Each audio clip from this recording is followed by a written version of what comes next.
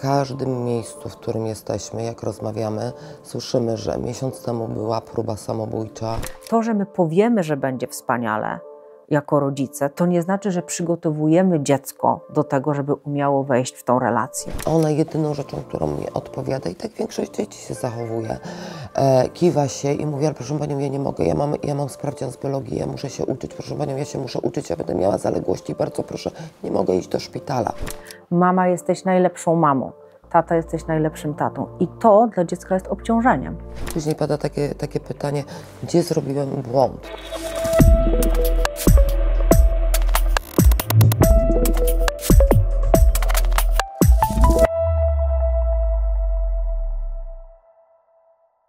Cześć, dzień dobry. Witajcie w pierwszym odcinku podcastu Jestem tu jeszcze. Jest to element kampanii edukacyjnej realizowanej przez Szkołę Główną Mikołaja Kopernika na zlecenie Ministra Nauki i Szkolnictwa Wyższego. Ja nazywam się Magdalena Jagodzińska i mam przyjemność spotykać się z gośćmi, ekspertami, specjalistami, którzy w zakresie przeciwdziałania samobójstwom dzieci i młodzieży wiedzą najwięcej. Dziś moim i Państwa gościem będą panie psycholożki Eliza Masny i Sylwia Majewska. Wspólnie zastanowimy się, jaka jest kondycja młodzieży oraz na przykładach postaramy się zbudować elementy tej kampanii, które mają na celu przeciwdziałanie samobójstwom dzieci i młodzieży. Witam panie bardzo serdecznie. Witamy serdecznie. Przyjęcie naszego zaproszenia. Jak dziś wygląda sytuacja w Polsce, jeśli chodzi o samobójstwa wśród dzieci i młodzieży? Patrząc na informacje, które są w mediach i po tym, co jeździmy po całej Polsce, to możemy powiedzieć tak, jeszcze 4 lata temu, jak jeździłyśmy po gminach, mieliśmy spotkania z burmistrzami, starostwami, prezydentami, ten temat bardzo mocno był wkładany pod dywan. Czyli tak naprawdę każdy mówił, my nie mamy problemu z tym, tak? Wszystko jest ok. Na dzisiejszy dzień, gdziekolwiek nie pojedziemy, a jeździmy po całej Polsce, tak, wzdłuż i wszerz, tak naprawdę w każdym miejscu, w którym jesteśmy, jak rozmawiamy, słyszymy, że miesiąc temu była próba samobójcza, 2 tygodnie temu, chociażby przedwczoraj byliśmy w jednej gminie i dostaliśmy informację, że były 2 próby samobójcze. Dziewczynki, na szczęście nieudanej, i osoby dorosłej udanej, tak? Także na dzisiejszy dzień to zjawisko jest zjawiskiem coraz bardziej powszechnym, tak? I dużo jest sytuacji i dużo jest osób, szczególnie młodych, w wieku 13-19 lat, którzy mają myśli rezygnacyjne, myśli samobójcze i oczywiście też próby. Tak, jeżeli chodzi o ten wiek 13-19 lat, to jest taka grupa wiekowa, w której obserwujemy cały czas wzrost. Z roku na rok jest wzrost prób samobójczych, ale to, co zawsze mówimy i przy współpracy z policją, czy przy współpracy z innymi psychologami, analizując zjawisko, skalę zjawiska, to wiemy jedno, że to, co pokazują statystyki, jeżeli chodzi o próby udane i nieudane, a tutaj przede wszystkim te nieudane, to w statystykach mamy może 1/5 tego, co faktycznie się dzieje. Mam bardzo często w gabinecie do czynienia z młodymi ludźmi, którzy przyznają się do tego, że są po 2, po 3 próbach, ale to nigdzie nie zostało zgłoszone. Czyli dzieje się to w zaciszu domu, gdzie rodzina na tyle, ile może, to wygłusza tą całą sytuację. Czasami nawet rodzice nie wiedzą. Tylko to wygląda tak, że rówieśnicy pomagają, żeby szybko doprowadzić młodą osobę jakoś do funkcjonowania i zatuszować całą sytuację. Natomiast już w tych sytuacjach bardzo tragicznych, kiedy ten stan psychiczny młodego człowieka już leży w gruzach i trafiają czasami niestety dopiero wtedy do gabinetu psychologa, to po rozmowie okazuje się, że że tych prób już było kilka. Jakie są najczęstsze sygnały ostrzegawcze, jeżeli chodzi o prewencję, o próby, myśli samobójcze wśród dzieci i młodzieży? Pierwsza rzecz to jest to, że tak jak rozmawiamy i pracowałyśmy w szkole przez 1,5 roku po to, żeby poznać to środowisko, bo tam ci młodzi ludzie są. Tak naprawdę ten problem zaczyna się bardzo często w 6., 7. klasa. W 8. klasie to eksploduje ze względu na to, że są egzaminy.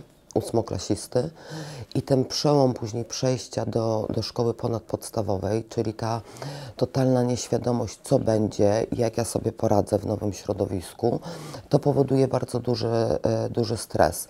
Natomiast bardzo często jest tak, że obserwujemy i zauważamy te osoby, które są widoczne, czyli z tą agresją na zewnątrz. Osoby, gdzie jest agresja rówieśnicza, które są bardziej ekstrawertyczne i są zauważalne. Tak naprawdę najmniej widzimy osób, te, które są ciche, spokojne, pomocne. I to bardzo często, bo jak do nas do gabinetu trafiają nastolatkowie, to tak naprawdę to są osoby, które mówią przede wszystkim to, że są samotne, to, że nie mają kompletnie koleżanki albo kolegi, że są alienowane zupełnie i wyautowane w klasie. To są osoby, które mało z reguły mówią. Bardzo często, gdzie to jest taki mit, że tylko dzieci z patologicznych rodzin, tam gdzie są niezaopiekowane, to te dzieci mają problemy. Nieprawda, bo większość dzieci, które do nas trafia, to są to dzieci z bardzo dobrych rodzin, gdzie rodzice bardzo dobrze dbają o te dzieci, zapewniają tym dzieciom naprawdę wszystko. Natomiast gdzieś następuje taki brak słuchania dziecka. To dziecko chce samo sobie rozwiązywać pewne problemy i tutaj bardzo często na przykład dzieci mi mówią w trakcie spotkań: wie pani co, ja nie chcę obarczać moich rodziców. Na przykład jedna dziewczynka, 14-letnia, powiedziała mi z myślami samobójczymi. Ja mówię, dlaczego? Bo jestem obciążeniem dla rodziców. A ja mówię, a dlaczego jesteś obciążeniem dla rodziców? Dlatego, że dużo gadam. I dla nas, dla człowieka zdrowego, to jest irracjonalne, jak to dużo gadam. Rodzina wspaniała, rozmawiam z rodzicami, bo taka jest prawda, tylko możemy, tak, pracować z dzieckiem i wyciągnąć go z myśli i zachowań autodestrukcyjnych tylko wtedy, kiedy będziemy pracować systemowo, czyli będziemy pracować z rodzicami, czasami z babcią, z dziadkiem i z rodzeństwem, jeżeli jest taka potrzeba. I po prostu te dzieci nie chcą obarczać swoimi problemami na przykład swoją rodzinę. Tak, no wśród tych symptomów najważniejsze jest właśnie to takie wycofywanie się z różnych relacji, wycofywanie się na przykład z relacji rodzinnych, ale nie dlatego, że nie kochają rodziców, tylko właśnie to, co tutaj zostało powiedziane, że nie chcą obarczać problemami, wobec tego, skoro w swojej głowie przy zaniżonej samoocenie wiele zachowań swoją postawę, to jak funkcjonują, traktują jako pewien problem, to nie chcą rozmawiać, wycofują się, zamykają się w pokoju. Druga kwestia jest taka, że wycofują się z relacji rówieśniczych. Coraz więcej młodych ludzi mamy takich, którzy w ogóle z lękiem wchodzą do szkoły ponadpodstawowej, bo boją się tego, że nie spotkają nikogo bliskiego, że nie będą mieć kolegi, nie będą mieć przyjaciółki, zostaną odtrąceni, odrzuceni, ale z takimi myślami oni wchodząc do klasy już sami siebie gdzieś tam z boku stawiają. Więc kolejny symptom to jest właśnie obserwacja, jak to dziecko funkcjonuje w klasie, czy ono ma przyjaciół, czy ono ma koleżankę, kolegę, czy gdzieś jest z boku w ekranie swojej komórki, albo po prostu siedzi gdzieś tam z książką. Zawsze mówimy, że uwaga na taki mit też krążący, że no ale jeżeli siedzi sobie tam gdzieś sama, to introwertyczka. Może introwertyczka. A może to jest tak, że ona by bardzo chciała być z kimś, tylko po prostu nie potrafi, nie umie, boi się odrzucenia, wobec tego zostaje gdzieś sama z książką. I jeżeli mówimy jeszcze o tych symptomach, które możemy obserwować, no to wszystko to, co nam pokazuje w pewien sposób coś, co jest w środku, czyli zaniżoną samoocenę, umniejszanie sobie, brak umiejętności wskazania u siebie czegokolwiek, co jest ok, co jest dobre, wstydzenie się siebie. swojej postawy, czy swojego wizerunku, czy niedocenianie swojej wiedzy, czyli wszystkie te elementy, po których możemy zobaczyć, że samoocena jest na niskim albo bardzo niskim poziomie. A to ona albo chroni, albo daje pole do tego, żeby różnego rodzaju właśnie zaburzenia emocjonalne się rozwijały. Kolejnym takim symptomem albo zjawiskiem, które jest i my bardzo mocno z tym walczymy w szkole, z nauczycielami, jakich szkolimy i wchodzimy na pewne interwencje, to jest niestety hejt wśród młodych osób. On jest też wśród dorosłych, tak? Ale mówimy teraz, skupiamy się na młodych osobach.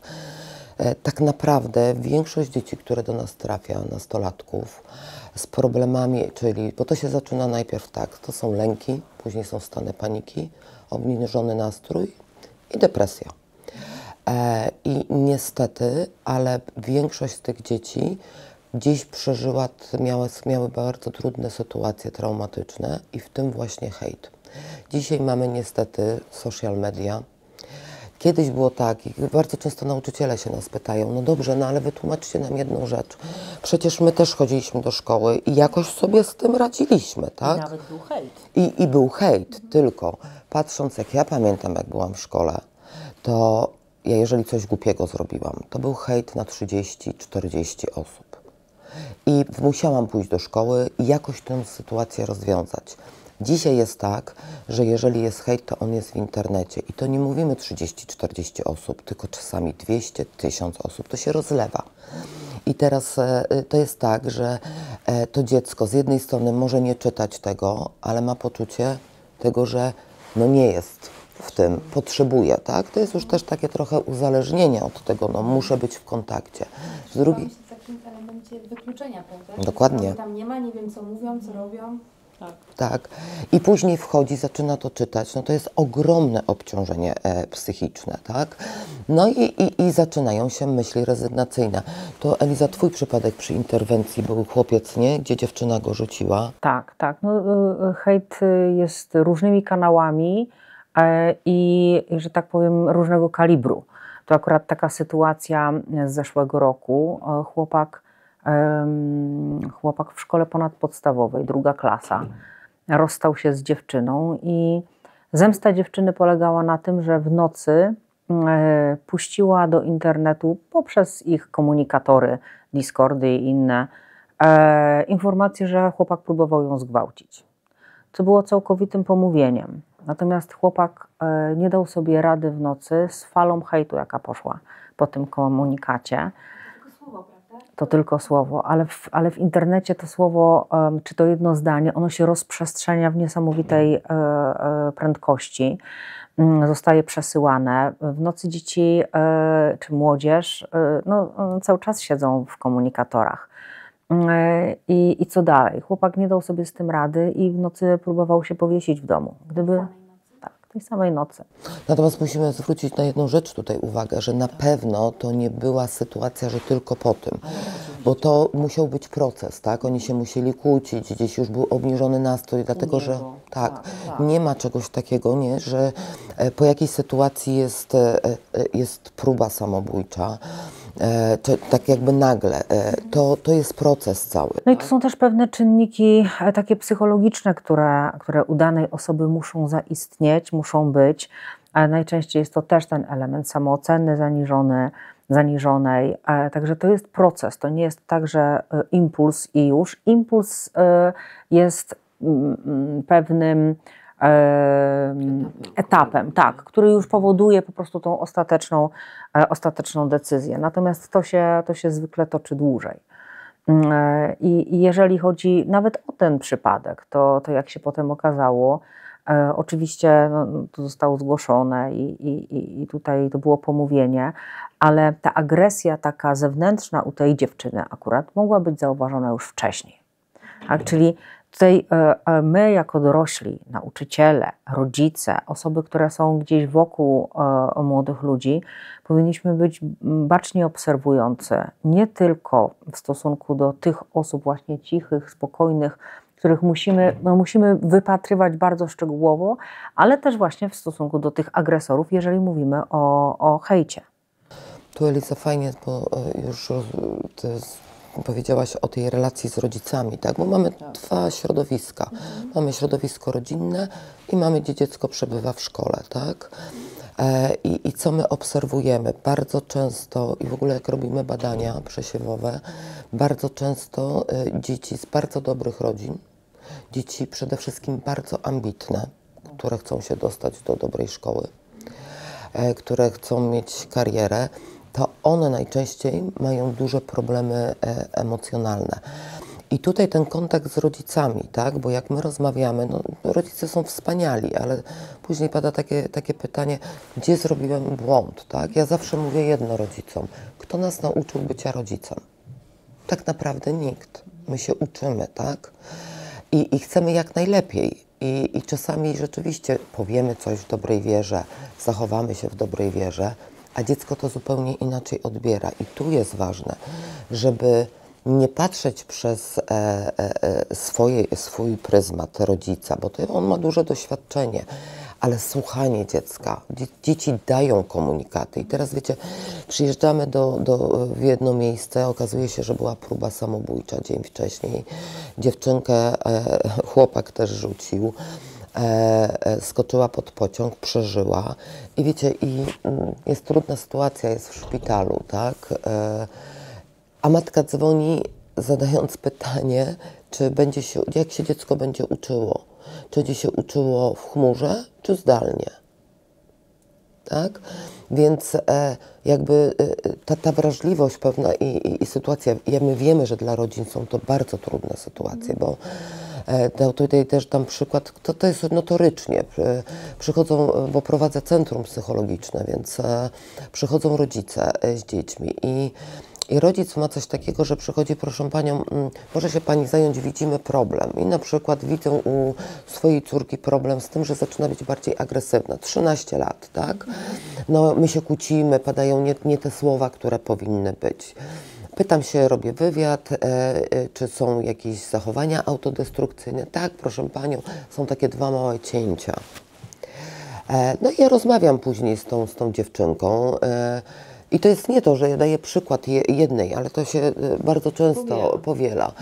I teraz ja z nią rozmawiam i okazuje się po pierwszej sesji, ten wywiad taki bardzo gadatliwa, otwarta dziewczynka. Na następnej sesji już mam zbudowany raport bo raczej szybko budujemy z tymi dziećmi ten raport i relacje. No i te dzieci są z reguły ubrane w szerokie rzeczy, tak? Szeroka bluza, zasłonięte ręce, szerokie spodnie. Tam najczęściej jest problem braku akceptacji, to co Eliza mówiła, tak? Czyli tej samooceny. Oczywiście brak akceptacji swojego ciała, tak? One są najczęściej, te dziewczynki, na przykład bardzo szczupłe, uważają, że są grube, tak? No to tu jest aspekt, o którym jeszcze trochę poopowiadamy, tej samooceny. No i ja mówię, dobra kochana, czy możesz zdjąć bluzę i pokazać mi ręce? Bo ona mówi, że się tnie, tak? No i zdejmuje mi bluzę i co ja widzę? No my już nie jesteśmy tak, jesteśmy uodpornione na to, co jest. No ale to dziecko ma na rękach 30-40 głębokich cięć, blizna na bliźnie i czerwone, świeże rany. No i ona jeszcze do mnie mówi, że no tak, ostatnio tak bardzo głęboko, to ja mówię, a kiedy się ciałaś? No 3 dni temu. Tak? Ja mówię, dobra, to pokaż mi, co masz, jak nogi twoje wyglądają. Bardzo chętnie zdejmują i pokazują to, jak zbudują relacje z nami. Na nogach to samo, 40 cięć, tak? Ale blizna na bliźnie. Co to daje? Co to I zaraz powiemy o tym, tylko chcę dokończyć jeszcze z rodzicami, tak? I wiecie, i to jest tak, że ona mi mówi, że ona się tnie od 1,5 roku. A jest październik. W sierpniu byli na wakacjach gdzieś w ciepłych krajach. I teraz idę do rodziców, siadam, to jest ich jedyne dziecko, kochają, wspaniała rodzina. No i siadam i mówię, drodzy rodzice, wasze dziecko jest całe pocięte. Jak możecie tego nie widzieć w domu, kiedy dziecko idzie się kąpać, byliście na wakacjach, tak? No i w tym momencie nie ma zaskoczenia, tak? Tylko po mowie niewerbalnej i mimice, no widać, że rodzice to wiedzą, natomiast oni rozkładają ręce i bardzo często jest tak, zwłaszcza ojcowie sobie kompletnie z tym nie radzą, często są łzy w oczach i bardzo często padają pytania, proszę panią, dlaczego to moja córka robi? To jest psychiczne, tak? I my dopiero wtedy wchodzimy w tak zwaną psychoedukację rodziców, bo to nie jest tak, że oni nie chcieli, oni przyszli z pomocą, bo już sobie nie radzili, natomiast no, jest to taki temat, że oni kompletnie tego nie rozumieją i wolą oddać nam dziecko, ale to nie jest tak. My pracując z dzieckiem potrzebujemy głównie pracy systemowej, dlatego że to nie jest problem tylko u dziecka. To jest problem gdzieś w systemie rodzinnym. Tak, bo to jest to, co mówiłaś Sylwia przed chwilką. Ten problem nie dotyczy tak zwanych, jak kiedyś mówili, jakichś domów trudnych czy patologicznych, czyli tylko praktycznie możemy powiedzieć, że co w 5. domu taka sytuacja może mieć miejsce. W każdym, w tych tak zwanych dobrych, zdrowych domach, ale tam, gdzie jest opieka, ale coś jest zaburzone, a jakaś relacja może nie tak jest skonstruowana. Rodzice mogą fantastycznie o to dbać, ale dziecko widzi to inaczej. Albo komunikacja jest jakoś zaburzona. Taki przykład sytuacji, która no, z punktu widzenia rodzica, można byłoby powiedzieć, rodzic zrobił wszystko, co najlepsze. Mamy taki przykład dziewczynki z bardzo dobrego domu, w którym jest opieka mamy, taty, dziadków, starszego brata. I dziewczynka, która jest w 8. klasie i się tnie. I jest w coraz gorszej kondycji psychicznej. Rodzice właśnie przychodzą, bo też oni akurat zauważyli. Oni chcieli szybko pomóc, ale też nie rozumieli, skąd to się bierze. No i teraz skąd to się bierze? Dla dziewczynki dom jest tak wspaniały, jest pełen sukcesu od każdej strony. I u mamy, i u taty, i u starszego brata, że ona w głowie sobie układa, ja muszę być jak najlepsza, ja muszę zdać jak najlepiej egzaminy, ja muszę się dostać do najlepszego liceum, bo jak nie, to będę czarną owcą, bo jak nie, to załamię ten sukces rodziny. I w takiej sytuacji właśnie rozmawiamy z rodzicami i mówimy, bo oni pytają, no ale co jest, my z każdej strony dbamy o to dziecko. I my mówimy, tak, dbacie i tworzycie piękną rodzinę. I w oczach dziecka jesteście fantastycznymi rodzicami. Mama, jesteś najlepszą mamą. Tata, jesteś najlepszym tatą. I to dla dziecka jest obciążeniem. Więc od dzisiaj mama i tata pokaż, że czasami tobie też nie wyjdzie.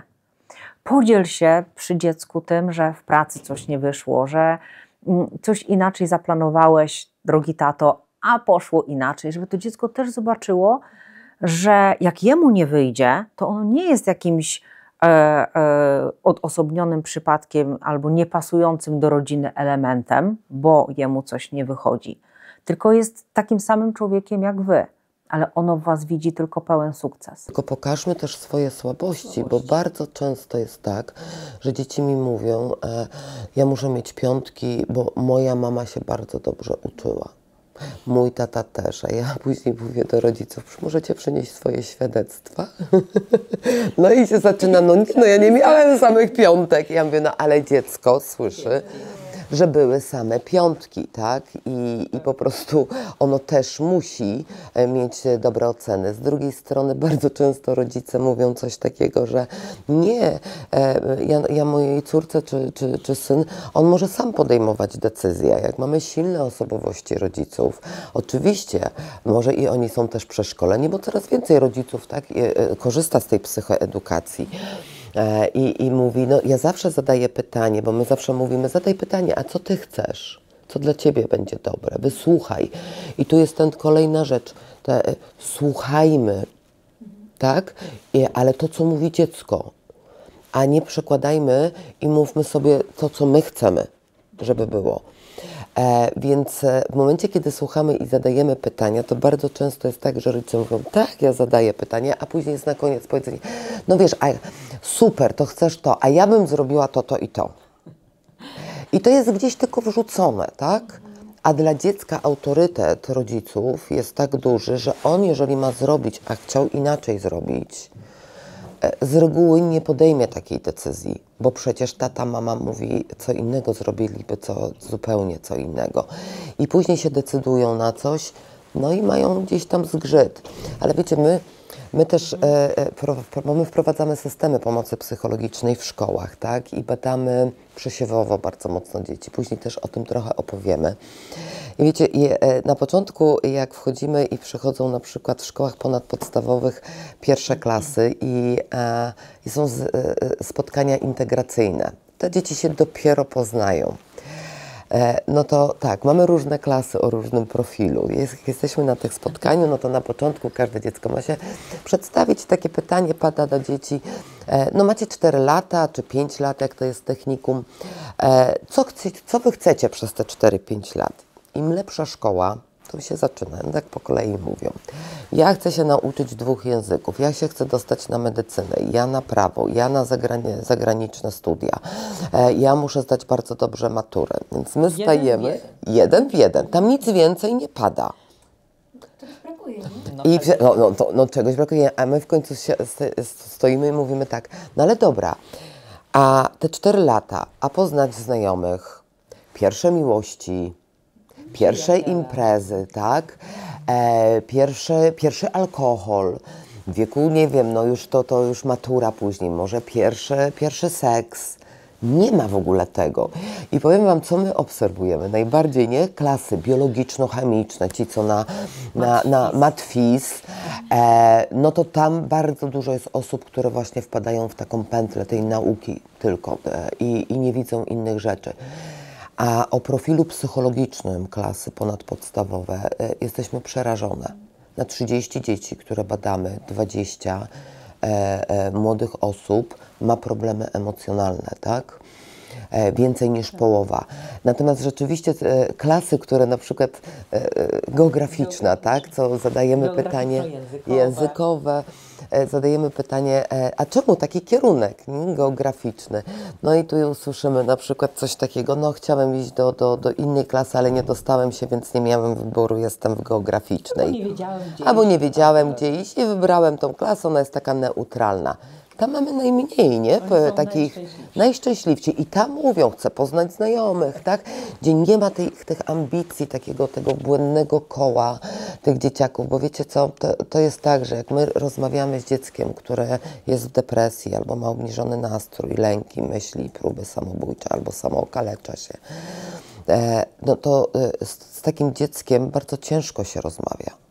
Jak zadajemy pytanie, ono jest jak zombie, ono tylko odpowiada nie wiem, nie wiem. Jest w takiej swojej pętli. Ale nie wie, czy nie chce wam powiedzieć? Nie wie. On nie wie. On po prostu nie ma dostępu do swoich do odpowiedzi na swoje potrzeby.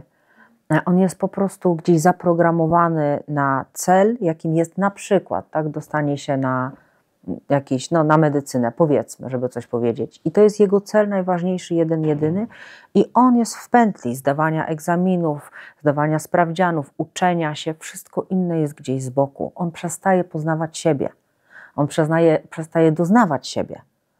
I dlatego trudne są dla niego pytania odnoszące się do jego samego. Tak, no jedno później drugie ciągnie, bo ten brak świadomości siebie może powodować też tego, że nie dostrzega swoich zasobów, a jak nie dostrzega swoich zasobów, to może to ciągnąć obniżenie swojej skuteczności, a wtedy no, generalnie może to iść, może być taki trend w kierunku coraz bardziej zaniżonej samooceny i takiego przekrzywionego in minus obrazu samego siebie. Dziewczynka po próbie samobójczej, ja z nią rozmawiam, no, ma jechać do szpitala. No i w końcu idę do tej 14-latki, rozmawiam z nią, to ona siedzi, ja mówię, że będziesz musiała pojechać do szpitala i rozmawiamy. Ona jedyną rzeczą, którą mi odpowiada, i tak większość dzieci się zachowuje, kiwa się i mówi, ale proszę panią, ja nie mogę, ja mam sprawdzian z biologii, ja muszę się uczyć, proszę panią, ja się muszę uczyć, ja będę miała zaległości, bardzo proszę, nie mogę iść do szpitala. To wśród tych bardzo ambitnych, tak? Bo to jest ta jedna część dzieci, która właśnie w taką pętlę wpada. Ale tych takich ich pętli mamy wiele, bo na przykład inna osoba i tu i dziewczynki i chłopcy wpadają w pętlę lęku strasznego przed tym, że będą samotni. Czyli ambicje to jest jedno, a zbudowanie relacji to jest znowu kolejny obszar. I tutaj mnóstwo przypadków z 8 klas. Mamy właśnie takich dzieci, które kończą 8 klasę, mają przed sobą 2 miesiące wakacji, które powinny spędzić w cudowny sposób, a one wpadają w straszliwe lęki przed 1 września. Bo jak ja się zderzę z nową klasą? Jak ja mam rozpocząć w ogóle rozmowę? Przychodzą rodzice z dziećmi do nas z prośbą, żeby nauczyć ich, w jaki sposób mają rozpocząć rozmowę. Czasami to jest tak, że trzeba pomóc napisać wręcz tak nazwę, pewien scenariusz rozmowy.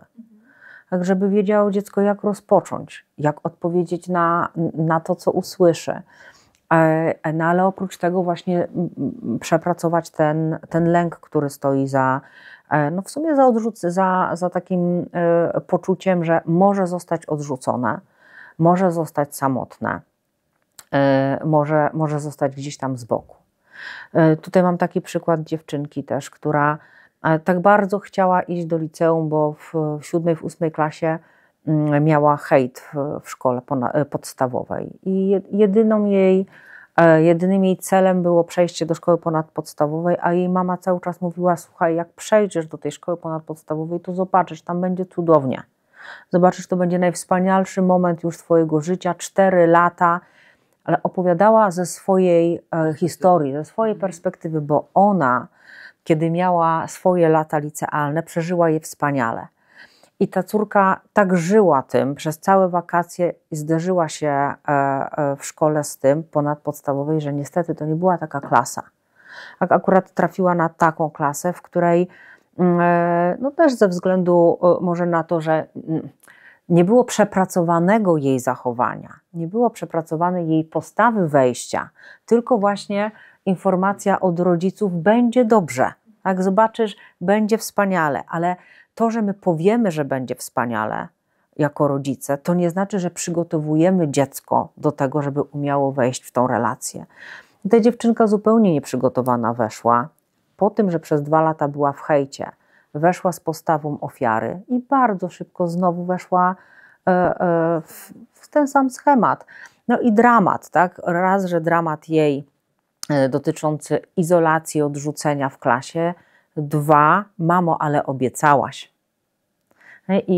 I to są właśnie takie sytuacje, gdzie te dzieci cierpią. Jest wiele. Ambicje powodują u nich pewne cierpienie. Sukces, do którego dążą. Relacje, których pragną. Popularność. Każdy z nich chce w jakiś sposób być popularny. I potem... Wiesz, to internet robi w tak. tej chwili, tak? Te social media i gdzieś oni bardzo mocno do tego dążą. Wiecie, to jest jeszcze tak, że do nas rodzice przychodzą i są ważne sprawy, które my widzimy. I na przykład mówimy, że jest obniżony nastrój, są lęki, że musimy rozwinąć kompetencje społeczne. Ale co ja, nie wiem, tak Eliza, ty tak samo, nie? Jak robimy jakieś superwizje, to co widzimy u rodziców.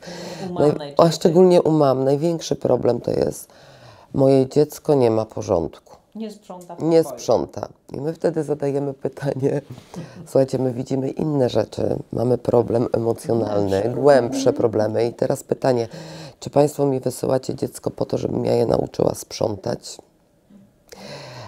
I wiecie, i oni mówią, że nie, oczywiście to jest ważniejsze, ale na przykład konflikt w domu jest cały czas na gruncie, bo jest bałagan w pokoju. Mamy też, co jest często też, nie, jak już pracujemy systemowo, bo tak jak powiedziałam, jeżeli jest z dzieckiem problem, dziecko ma depresję, musimy systemowo pracować, bo wtedy szybciej wypracujemy. Rodzina musi wiedzieć, nad czym się pracuje i musi też zmieniać swoje zachowania, swoje reakcje. Które wcale nie muszą być złe, tylko dziecko to widzi inaczej, więc potrzebujemy wsparcia. Wtedy też musimy przy dziecko jakie jest w depresji, bo taka jest prawda, że większość dzieci w depresji później ma myśli rezygnacyjne i próby samobójcze, tak? Najpierw u wielu dzieci częstszym zjawiskiem są samookaleczenia. Tak? I te samookaleczenia, nie tylko cięcia, bo to się zaczyna, że dzieci na przykład sobie wyrywają włosy bardzo mocno, co jest niewidoczne, tak? Dzieci siebie same biją. Dzieci wydłubują sobie na przykład części ciała. Dzieci potrafią nie tylko żyletkami się ciąć, bo mamy przypadki, że dzieci potrafią wziąć łyżkę i się zedrzeć sobie skórę z całej ręki, tak? Albo noże do tapet.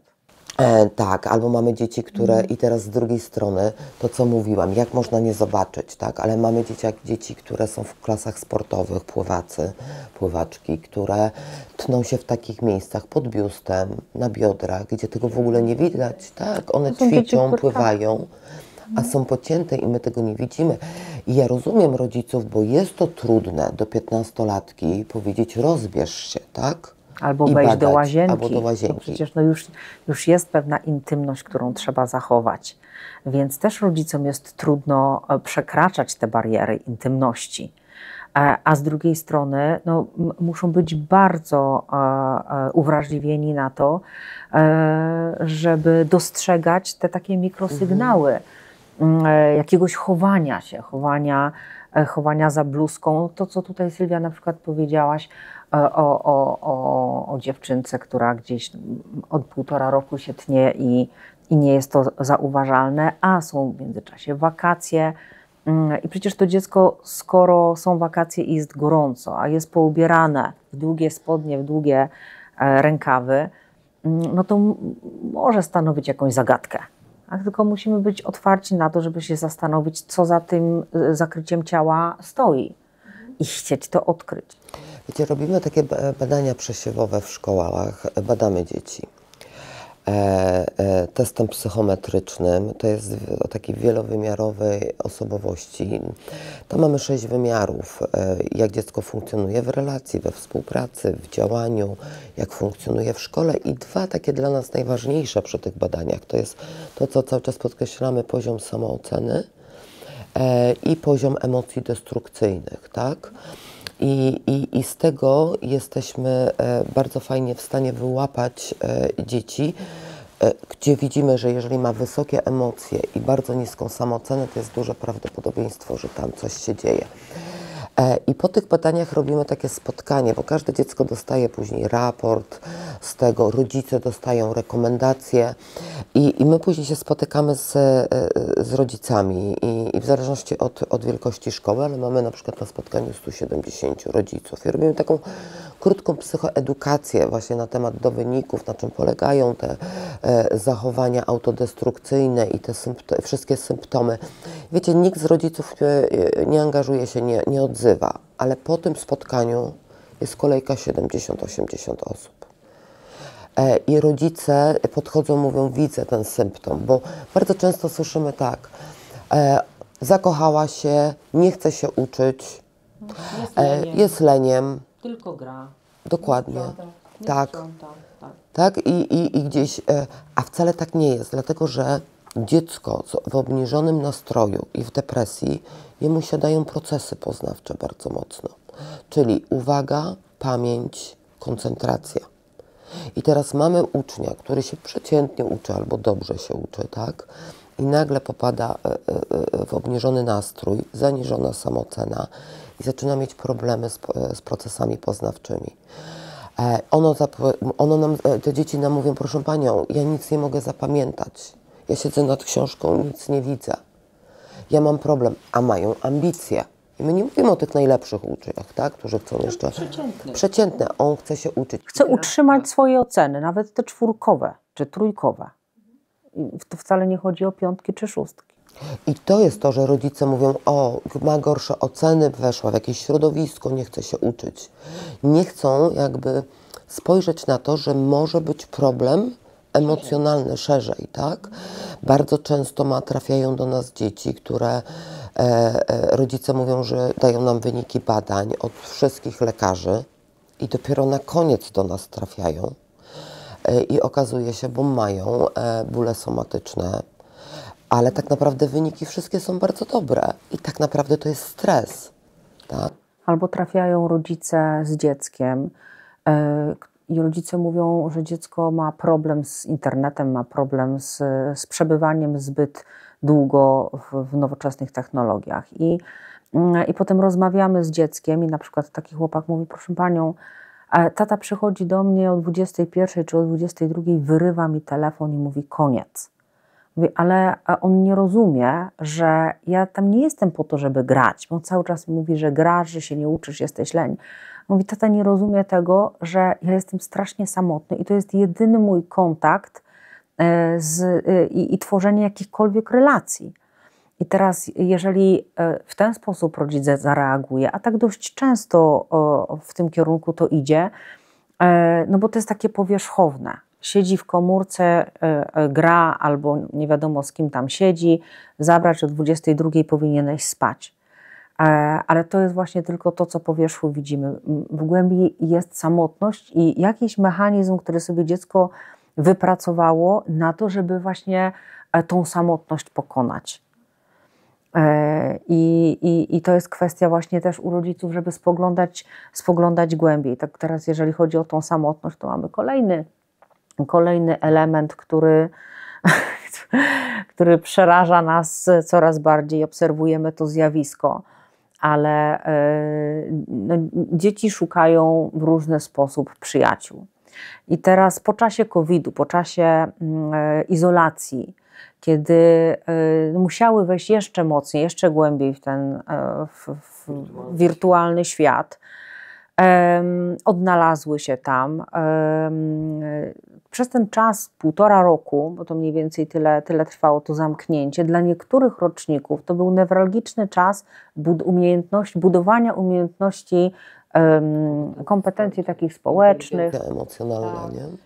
A one to zaprzepaściły, po prostu nie miały z kim ćwiczyć. Potem wróciły do szkoły, dzisiaj są w różnych klasach już starszych, ale one tych umiejętności budowania relacji nie mają. Czyli są dalej w internecie, są dalej w nowoczesnych technologiach, które pozwalają im w łatwy sposób, w łatwiejszy sposób wejść w jakąś interakcję, bo jednak nie musi twarzą swoją, nie musi siebie pokazywać. Ale to też jest czasami dla nich trudne. No i teraz jest taki nowy dylemat, z którym się zderzamy jako psycholodzy. To taki przykład obecny sprzed miesiąca, kiedy prowadzimy zajęcia w klasie i w czasie przerwy, szkoła ponadpodstawowa, klasa 1, a podczas przerwy jedna dziewczynka mówi, czy może zostać w klasie, bo ona by chciała sobie porozmawiać. No więc mówimy, dobrze, zostań sobie.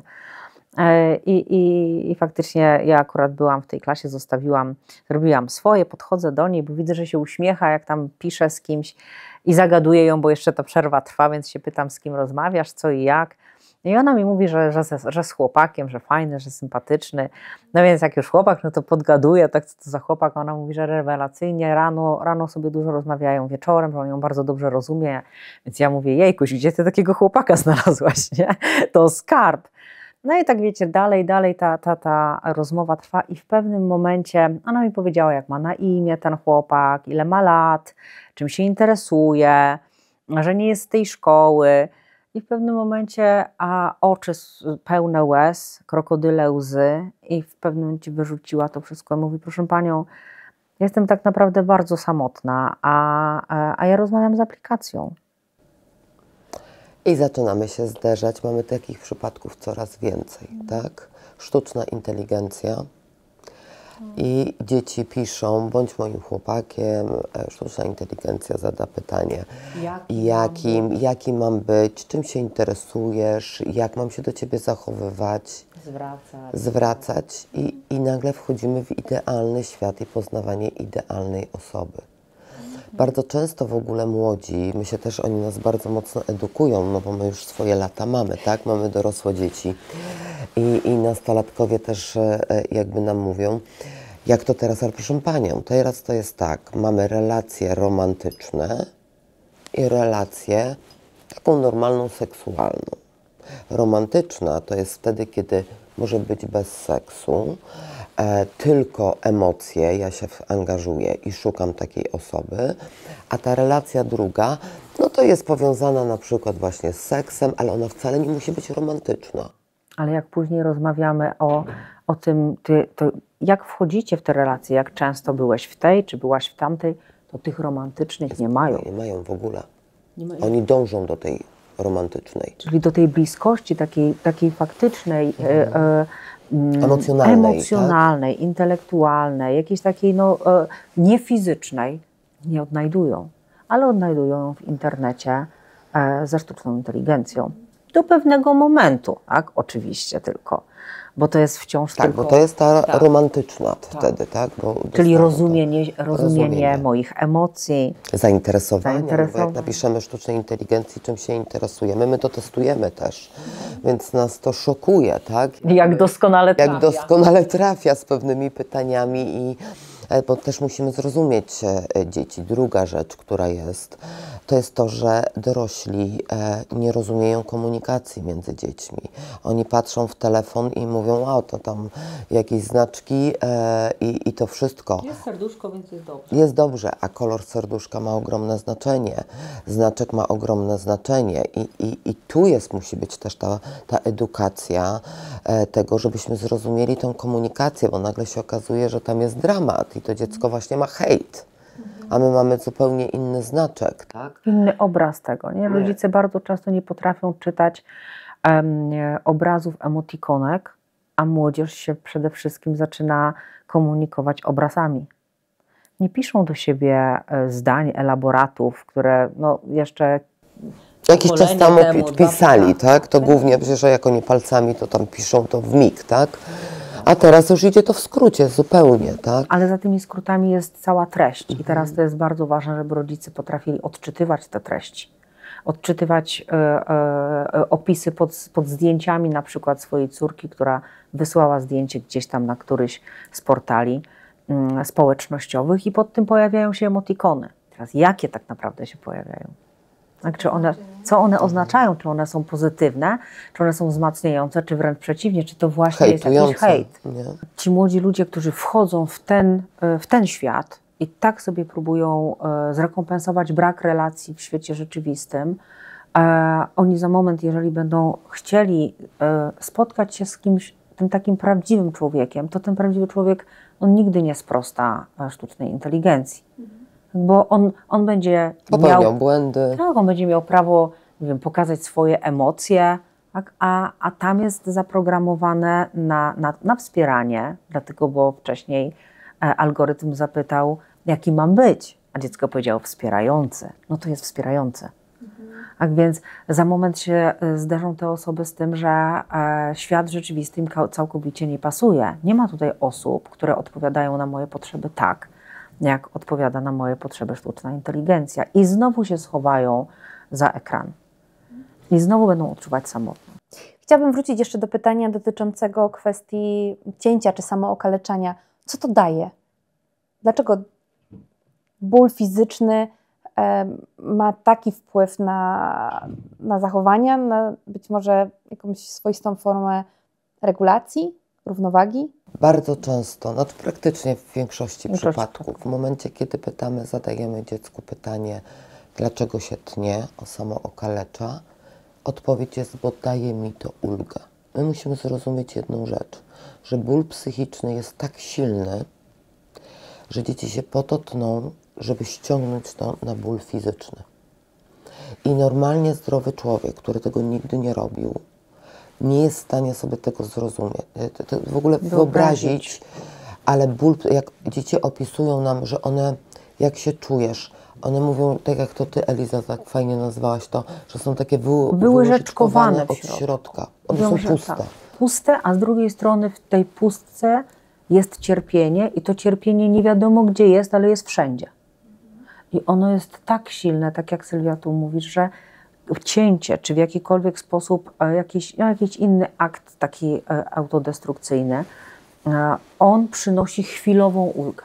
A to jest chwilowe, dlatego że później jest poczucie winy. Znowu to zrobiłam. A jeżeli jeszcze obiecałam mamie albo tacie, że się nie potnie już więcej, no wchodzimy w Tym takie bardziej. błędne koło, tak?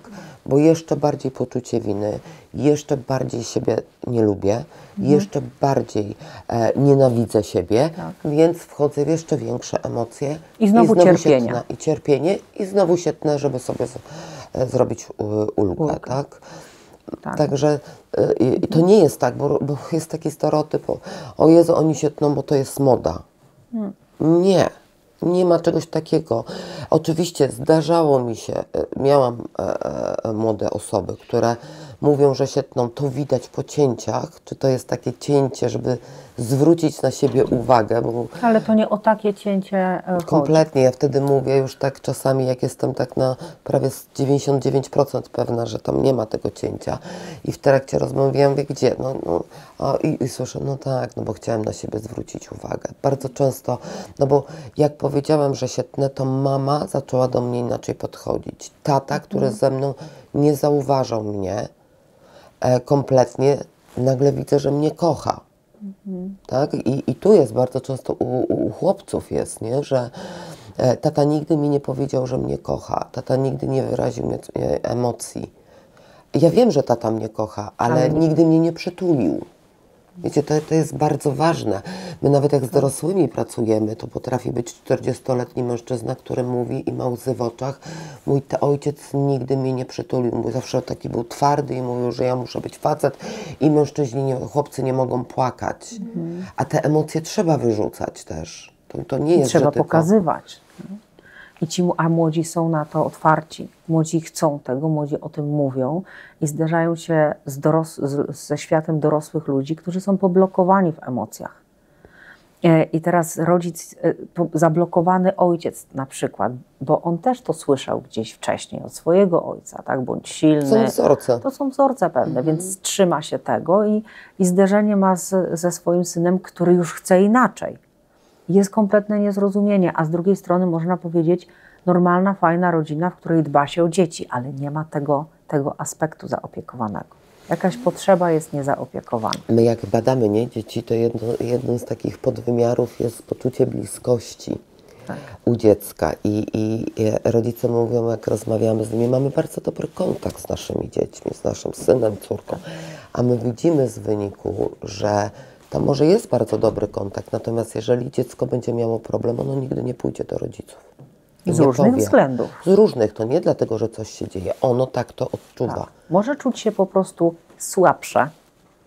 Czyli jestem gorszy, jak pokażę, że mam jakiś problem, to nie chcę tego pokazać tacie, bo przecież tata zawsze sobie ze wszystkim radzi. To jak ja mogę teraz powiedzieć, że mam jakiś problem?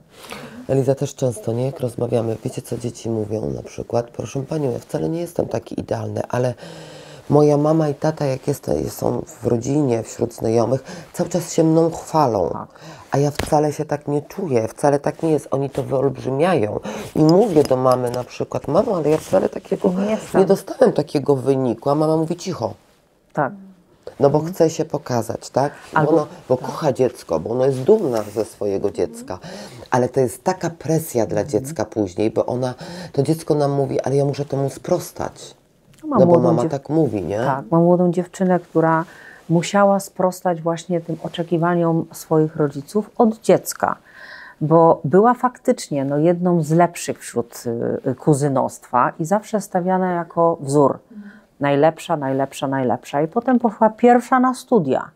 I mówi, ma taką presję, musiała się dostać na te studia, które rodzice w pewien sposób wybrali i już tak naopowiadali naokoło, że wszyscy wiedzieli, że praktycznie to ona już na tych studiach jest.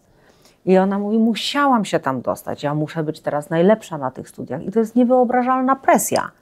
Ona cały czas jest właśnie w tym takim błędnym kole uczenia, żeby sprostać właściwie tej gloryfikacji na tle rodziny, a rodzice są dumni. I to jest ta maska właśnie, o których też często ty mówisz, Sylwia, właśnie, że dzieci zakładają maski po to, żeby się dopasować do oczekiwań, do społeczeństwa, do rówieśników. Przestają być sobą, bo obawiają się, że jak będą sobą, to nie zostaną zaakceptowane. Jak będą sobą, to może będą wyśmiane. Jak będą sobą, to ktoś ich odtrąci. Czyli zaczynają żyć właściwie nie swoim życiem. W masce, w jednej, w drugiej, trzeciej. Potem przychodzi taka osoba i mówi, ja już tak naprawdę to ja nie wiem, kim ja jestem. Na zakończenie chciałabym jeszcze zapytać o rolę zawodów kluczowych, takich jak nauczyciele, pielęgniarki, lekarze pierwszego kontaktu, ale też studenci wspomnianych kierunków. Jaką oni odgrywają rolę w całym procesie? Chociażby w zakresie rozpoznawania sygnałów, jakichś symptomów, na co powinni zwracać uwagę i czy i jakie narzędzia mają do dyspozycji? Temat rzeka. Temat rzeka, natomiast możemy powiedzieć tak, przede wszystkim nauczyciele, tak? Oni mają ogromny wpływ i tutaj jest bardzo mocna, potrzebna psychoedukacja i przede wszystkim symptomów i pracy, łączenia w grupy, w zespoły klasowe, wyłapywania, integrację tych dzieci, ale przede wszystkim edukacja ich, jeżeli chodzi o symptomy i jak mają reagować. I to jest pierwsza rzecz. I oni tego oczekują. Oni, jak spotykamy się z nauczycielami, to nauczyciele mówią, my byśmy nawet chcieli pomóc, ale my nie wiemy jak. Nas tego nie uczono, tego nie było na studiach. Tutaj właśnie Pani pyta o obecnych studentów. Tego nadal nie ma na studiach. Tak więc jest ogromna potrzeba, żeby dokształcać się, co obserwować i jak reagować. Jeżeli generalnie każdy z nas, jeżeli nie wie jak reagować, to częściej się wycofa, żeby czegoś nie zepsuć. Tak, niż zareaguje w strachu właśnie, czy będzie wiedział jak. Ale to są nauczyciele, teraz kolejne grupy. No wczoraj mieliśmy spotkanie z pielęgniarkami, bardzo dużą grupą, wspaniałe spotkanie tutaj w Warszawie i też dostałyśmy informację po tym spotkaniu, że oni tego potrzebują, oni mają kontakt z tymi dziećmi, z tymi nastolatkami i rodzicami. I jak mają reagować, jak mają rozmawiać, jakie pytania ewentualnie zadawać, bo oni są w stanie dużo szybciej wyłapać przy kontakcie, czy w szpitalu, czy w szkole pielęgniarka.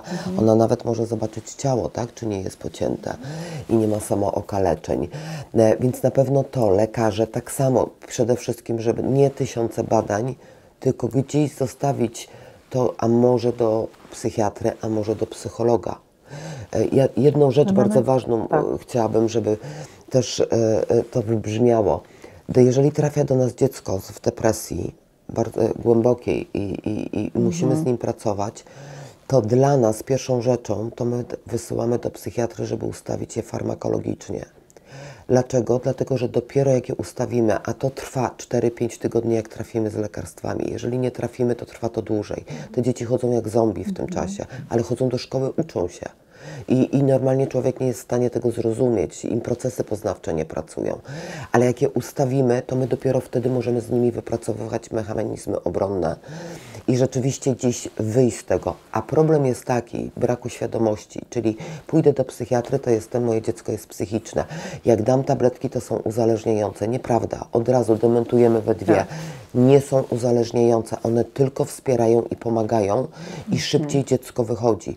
Czasami to jest tak, że bez tabletek będziemy 3 lata pracować, a z tabletkami 8 miesięcy. Dlatego, że dziecko jest ustawione i ono się dużo lepiej czuje, inne ma myślenie. A rodzice co robią? Dostaje dziecko, bardzo często mamy tabletki, zaczynają ustawione, dziecko nam pięknie funkcjonuje, pracujemy, nagle przychodzi dziecko, jest dół. Jak jest dół, my już wiemy, nawet nie zadajemy pytania, czy dziecko bierze tabletki, tylko zadajemy pytanie, kiedy przerwaliście branie tabletek. Tak? I tu apelujemy do wszystkich, żeby wyjść do rodziców, wyjść i nie wolno ani przerywać, trzeba brać je i schodzimy bardzo stopniowo. I lekarz to kontroluje. Lekarz jest od tego, żeby prowadzić całą farmakologię, nie rodzice. Czy to nie jest tak, mojemu dziecku się poprawiło, więc odstawiamy tabletki? Absolutnie. Znaczy automatycznie jest spadek. Tak, absolutnie. Tak? I tego nie można. I tutaj, jeżeli chodzi jeszcze o rodziców, to taki apel do wszystkich rodziców. Jak najszybciej, jeżeli zauważacie cokolwiek, to jak najszybciej do specjalisty. Nie krępować się, nie wstydzić, bo my się zderzamy cały czas z tym, że jak coś jest z innymi organami, nie wiem, coś z sercem, to do kardiologa od razu, coś z zębem, to do dentysty od razu. A jak jest, coś się dzieje z kwestiami emocji, psychiki, to jest to chowane pod dywan. Nie, psychiatra jest takim samym lekarzem jak dentysta, ortopeda czy kardiolog. Jak najszybciej należy do niego iść. To samo psycholog, specjalistyczne wsparcie od tej strony. Rodzice im szybciej zauważą, im szybciej zdecydują się na przekazanie dziecka do specjalisty, tym szybciej następuje zdrowienie młodego człowieka. I Także to jest dziecko ważne. jest silniejsze, ono sobie dużo lepiej radzi, czyli może być podatne na jeszcze większy sukces, tak? Bo wypracuje swoje mechanizmy. Tak podsumowując, możemy powiedzieć, jeździmy, robimy badania w całej Polsce. Między 14 a 18% to zależy od wielkości miejscowości, rodzaju szkoły. Tyle procent mamy dzieci z bardzo wysokimi emocjami, które wymagają leczenia farmakologicznego, psychiatrycznego i terapeutycznego. Część tych dzieci, jak badamy, jest już zaopiekowana, ale część dzieci nie. Dlatego będziemy mocno i tutaj apelujemy do tego, żeby badać dzieci, sprawdzać, edukować nauczycieli w szkole, żeby wyłapywali symptomy. Jak to kiedyś jeden profesor powiedział, kiedyś były 4 próby samobójcze, teraz mamy 54. W tym samym czasie. W tym samym czasie. To jest kula śnieżna. Czy my możemy powiedzieć, czy my sobie z tym poradzimy jako społeczeństwo? Nie. Ale możemy wyłapywać te dzieci i przyhamować ratować, trochę ten przyhamować to. WHO mówi, że w 2030 roku drugą chorobą będzie depresja. Dziękujemy za wysłuchanie tego odcinka. Jeżeli są Państwo zainteresowani przeprowadzeniem badań przesiewowych bądź też warsztatów dla kadry nauczycieli, ale także pielęgniarek czy zespołu lekarskiego, zachęcamy do kontaktu. Na dole w opisie odcinka znajdą Państwo wszystkie niezbędne informacje, jak się z nami skontaktować, ale też gdzie szukać pomocy. Drodzy Państwo, po nagraniu dzisiejszego odcinka mam niesamowitą potrzebę kontynuowania tego tematu związanego z rolą zawodów kluczowych w zakresie zapobiegania samobójstwom wśród dzieci i młodzieży. Była dzisiaj mowa o nauczycielach, o pielęgniarkach, o lekarzach, ale też studentach, o programach kształcenia, które mają wpływ na to, żeby rozpoznawać symptomy, ale także wprowadzać działania, które byłyby pomocne, które mogłyby przeciwdziałać zjawisku, jakim jest samobójstwo dziecka bądź młodego dorosłego. Dlatego będziemy kontynuować jeszcze ten temat i myślę, że w kolejnych odcinkach porozmawiamy o tym, jaką rolę odgrywają nauczyciele, pielęgniarki, lekarze w zakresie prewencji wśród dzieci i młodzieży, w zakresie samobójstw. Zostańcie z nami i do zobaczenia w kolejnym odcinku.